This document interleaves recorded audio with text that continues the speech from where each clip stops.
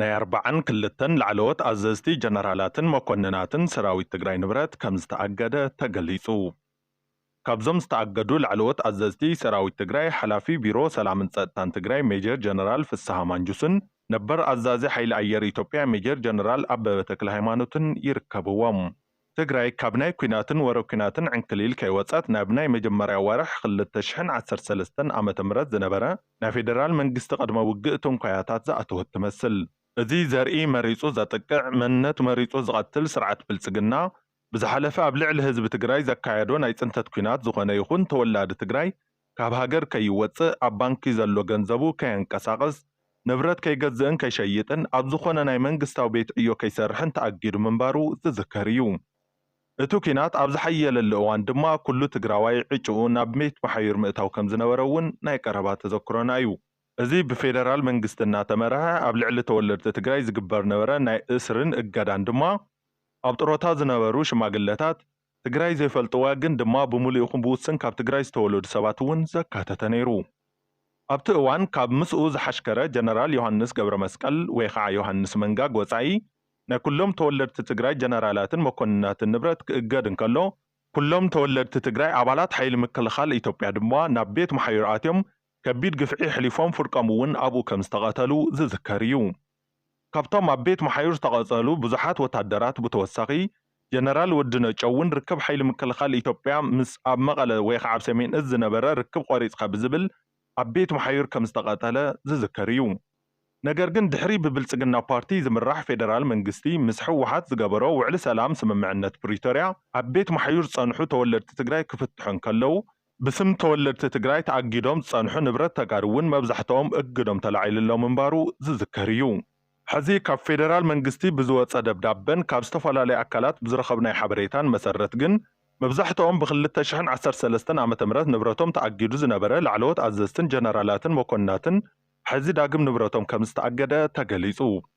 በዚ መሰረት ናይ መብዛሕትኦም ጀነራላት ኮሎኔላትን ሻለቃታትን ተወለድቲ ትግራይ ንብረት ዝተኣገደ እንትኸውን ተፈጻሚ ዝኾነ ድማ ካብ ዝሓለፈ ወርሒ ለካቲት ዕለት 28 ጀሚሩ ምዃኑ እቲ ደብዳቤ ይገልጽ። እዞም 8 ጀነራላትን ኮሎኔላትን ድማ ኮሎኔል ተወልደ ገብረተንሳይ፣ ኮሎኔል ምግበይ ሃይለ፣ ሌተናል ኮሎኔል ዓለምሰገድ ሃደራ፣ መኮነን ገብረ ማርያም ወልደ ጊዮርጊስ፣ ኮሎኔል ፍስሐ ኪዳኑ፣ ሜጀር ጀነራል ኣበበ ተክለ ሃይማኖት፣ ኮሎኔል ግደይ ገብረ ሚካኤል፣ ኮሎኔል ተክላይ አሸብር ከም ዝኾኑ ይገልጽ እቲ ደብዳቤ። እቲ ኣብ ደብዳቤ ተገሊጹ ዘሎ ማዕረጎም እቲ መሬትን ገዛን ኣብ ዝገዝሉ እዋን ዝነበሮም ማዕረግ እዩ። በቲ ደብዳቤ ገለጻ መሰረት ሕዚ ኣብ ናይ ላዕለዋይ ሰራዊት መሓውር ዘየለ ኣዛዚ ሓይሊ ኣየር ኢትዮጵያ ዝነበረን ብፌደራል መንግስቲ ጻውዒት ከም ዝተገበረሉ ይንገረሉ ዝነበረን ሜጀር ጀነራል ኣበበ ተክለ ሃይማኖት ወይ ከዓ ጆቤ ኣብዚ ሕዚ ሰዓት ኣብ ግዜያዊ ምምሕዳር ትግራይ ሓላፊ ቢሮ ሰላምን ጸጥታን ክልል ትግራይ ዝኾኑ ሜጀር ጀነራል ፍስሐ ኪዳኑ ወይ ከዓ ፍስሐ ማንጁስ፣ ኣዛዚ ምዕራብ ትግራይ ብርጋዴር ጀነራል ምግበይ ሃይለ፣ ኣብ ሰራዊት ትግራይ ኣዛዚ ግንባርን ኣብዚ ሕዚ ሰዓት ላዕለዎት ኣዘዝ ሰራዊት ትግራይ ዘውፅዎ መግለጺ ዘይደገፈን ጀነራል ተክላይ አሸብር ወይ ከዓ ወዳ አሸብር ንጀነራል ተወልደ ገብረተንሳይን ካልኦትን ኣባላት ሰራዊት ትግራይ ይርከብዎም። ፌደራል መንግስቲ ኢትዮጵያ ብውዕል ሰላም ፕሪቶርያ መሰረት ግጭት ቆስቆስቲ ካብ ዝኾኑ ነገራት ንቆጠብ ዋላ እኳ ተስማዕምዐ መምርሒ ውዕሊ ስምምዕነት ፕሪቶርያ ብምጥሓስ ናይ 42 ላዕለዎት ኣዘዝትን ጀነራላትን ንብረት ምንም ዓይነት ኣገልግሎት ንክህብ ናብ ሳልሳይ ወገን ከይዛወርን ከይሽየጥን ከይልወጥን ኣጊዱ ይርከብ።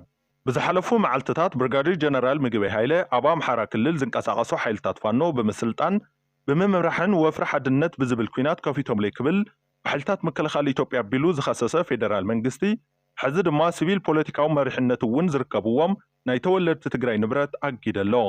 ምክንያት እዚ እግድ ዛጊድ ብፌደራል መንግስቲ ዝተዋህበ ሓበሬታ የለን። ንሓያሎ ኣዋርሕ ኣብ ኤርትራ ተታሒዞም ጸንሑ ባሕረኛታት ከም ዝተለቐቑ ማዕኸናት ዜና ኣዘርባይጃን ሓቢረን።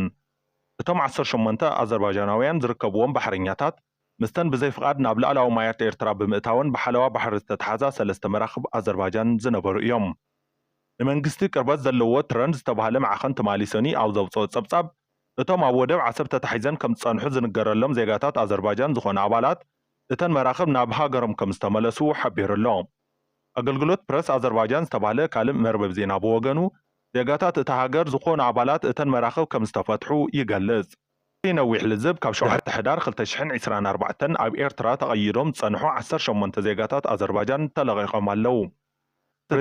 ፕሬዚደንት ኢልሃም ኣሊየቭ ብዝሃቦ መምርሒ ከም ዝተፈትሑውን እቶም ማዕኸናት ዜና ጠቒሶም። እቶም ጻብጻባት ብዛዕባ ኩነታት እተን መራኸቢ ይኹን እቶም ዝተረፉ ካልእ ዜግነት ዘለዎም ኣባላት ግን ዝሃብዎ ዝኾነ ይኹን ሓበሬታ የለን። ዋንነተን ናይ ኣዘርባይጃን መንግስቲ ዝኾና መራኸብ ካብ ኣዘርባይጃን ብኢትዮጵያ መንግስቲ ዝተገዝአ ኣጽዋራት ናብ ኢትዮጵያ ጽዒነን ይጓዓዛ ምንባረን ብዙሓት ጸብጻባት እናሓበሩ ጸኒሖም እዮም። ቱርኪ ኣብ ምፍታሕ እቶም ባሕረኛታት ግደ ከም ዝነበራ እውን ንሰብ መዚ ኣዘርባይጃን ብምጥቃስ እቶም ጸብጻባት ገሊጾም። ኤምባሲ ቱርኪ ኣብ ሃገር ኤርትራን ዝገበሮ ቀጥታዊ ደገፍ ዘለና ዓሚቕ ምስጋና ንገልጽ ይብል ሚኒስትሪ ጉዳያት ወጻኢ ኣዘርባይጃን ኣብ ዘውፅኦ መግለጺ። ወናኒ እተን መራኸብ ከም ዝብሎ ኣብ ፈለማ ወርሒ ሕዳር እየን ብሰንኪ ዘጋጠመ ሕማቕ ኩነታት ኣየር ናብ ላዕላዊ ማያት ኤርትራ ድሕሪ ምእታወን ብሓይሊ ባሕሪ ኤርትራ ተታሒዘን ክብል ገሊጹ።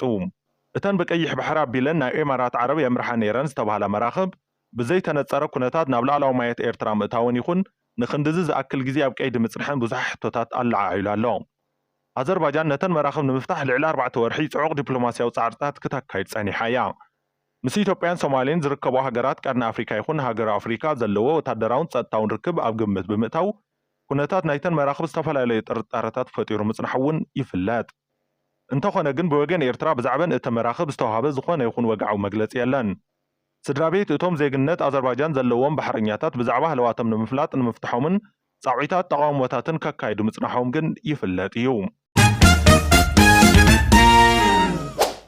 ቀይሕ ባሕሪ ዘያዋስነን ሃገራት ኣብ ጸጥታ እቲ ባሕሪ ክሳተፋ የብለንን ክብል መንግስታት ኤርትራን ግብፅን ገሊፀን።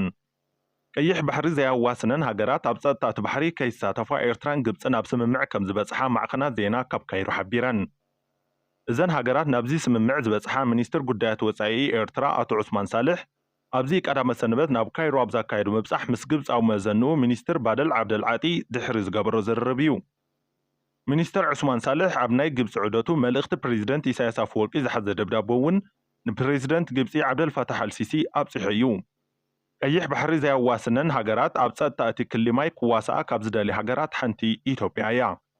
እቲ ናይ ኤርትራን ግብፅን ስምምዕ እውን ንኢትዮጵያ ካብቲ መዲባቶ ዘላ ናብ ቀይሕ ባሕሪ ናይ ምጽጋዕ ጥሙሕ ንምግታእ ዝተበጽሐ ምዃኑ እዩ ዝትንተን። ኢትዮጵያ ካብ ዝሓለፈ ዓመት ኣትሒዛ ኣፍ ደገ ባሕሪ ንምውናን ብእታካይዶ ዘላ ወፍሪ ፈለማ ምስ ሶማል ኣብ ዝሕዚ እዋን ድማ ምስ ኤርትራ ናብ ልዑል ምትፍናን ሸሚምዋ ይርከብ። ኣብ ቀይሕ ባሕሪ እትርከብ ግብፂ ብወገና እቲ ንነዊሕ እዋን ብጉዳይ ኣጠቓቕማ ናይል እትሰሓሓባ ኢትዮጵያ ናብ ቀይሕ ባሕሪ ገጻ ክትጽጋዕ ከም ዘይትደልያ ይፍለጥ። ኣብ ትግራይ እኹል ቀረብ ነዳዲ ብዘይምህላው ህዝቢ ኣብ ከቢድ ጸገም ወዲቑ ስለ ዘሎ ህጹጽ ፍታሕ ከም ዘድሊ ተገሊጹ።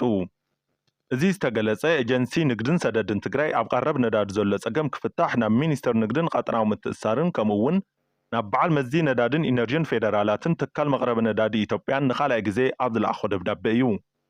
ካብ 6 መጋቢት 2017 ዓ.ም ንነዘ ናብ ትግራይ ዝኣተወ ነዳዲ ብዘይምህላው እቲ ጸገም ዝተሓላለኸ ክኸውን ከም ዝገበሮን ነዚ ድማ መፍትሒ ክቕመጠሉ 10 መጋቢት 2017 ዓ.ም ምሕታትና ይዝከር ክብል እቲ ኤጀንሲ ኣዘኻኺሩ። ብሰንኪ እቲ ጸገም ህዝቢ ትግራይ ማሕበራዊ ቁጠባዊ ምንቅስቓሱ ካብ ዝገደደ ናብ ዝኸፍአ የምርሕ ብምህላው ኣብ ዝሓፀረ እዋን መፍትሒ ንክቕመጠሉ ድማ ጻውዒት ኣቕሪቡ።